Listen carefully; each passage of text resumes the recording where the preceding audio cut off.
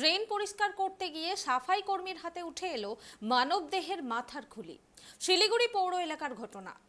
ওয়ার্ডের কাউন্সিলর ঘটনাস্থলে উপস্থিত হয়ে খবর দেন পুলিশে। এটি আদেও মানুষের মাথার খুলি নাকি প্লাস্টিকের তা তদন্ত শুরু করেছেন পুলিশ।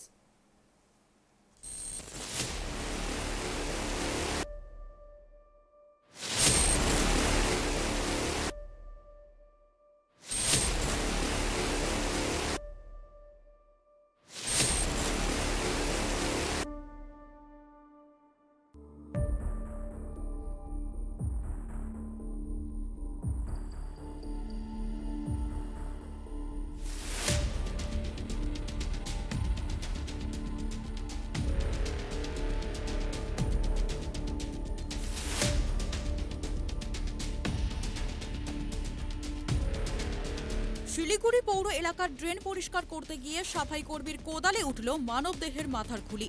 চাঞ্চল্য শিলিগুড়ি জুড়ে। শিলিগুড়ির 12 নম্বর ওয়ার্ডের তিলক রোডে রুটিন মাফিক পুর নিগমের সাফাই কর্মীরা নর্দমা পরিষ্কার করছিলেন। সেই সময় হঠাৎ এক সাফাই কর্মীর কোদালে ড্রেন থেকে উঠে আসে মানবদেহের মাথার খুলি।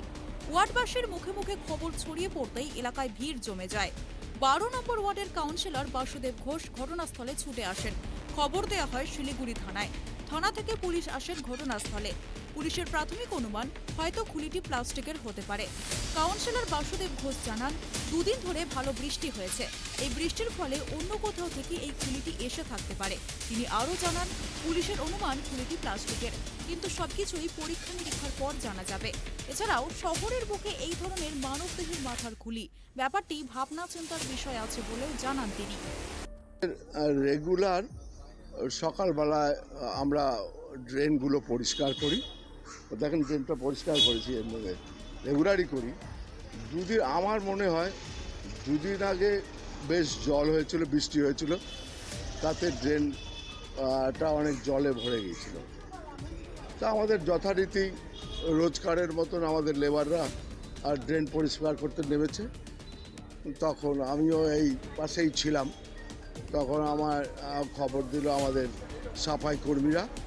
তারা বললো, দাদা একটা খুলি পাওয়া গেছে। তখন আমি দৌড়ে আসলাম।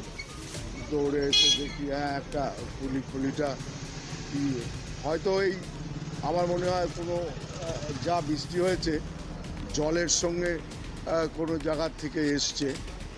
তা আমি মনে হচ্ছে মানুষের গুলি দেখে মনে হচ্ছে। সেটা প্লাস্টিক না কি বোঝা যাচ্ছে না এখন।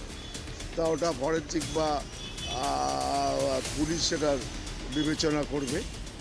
পুলিশকে ডাকলাম, পুলিশ এসে দেখলো। আচ্ছা, আপনারা দেখতে পাচ্ছেন পাড়ার লোকজন সব ছুটে এসছে। এটা কি এখন বোঝা মুশকিল। এটা পরীক্ষা না করলে সঠিক তথ্যটা জানা যাবে না। পুরো ঘটনার কারণে এলাকা জুড়ে চাঞ্চল্য সৃষ্টি হয়েছে। ঘটনার তদন্ত শুরু করেছে পুলিশ। শিলিগুড়ি থেকে রুহুল আমিনের রিপোর্ট, ট্রাইব টিভি।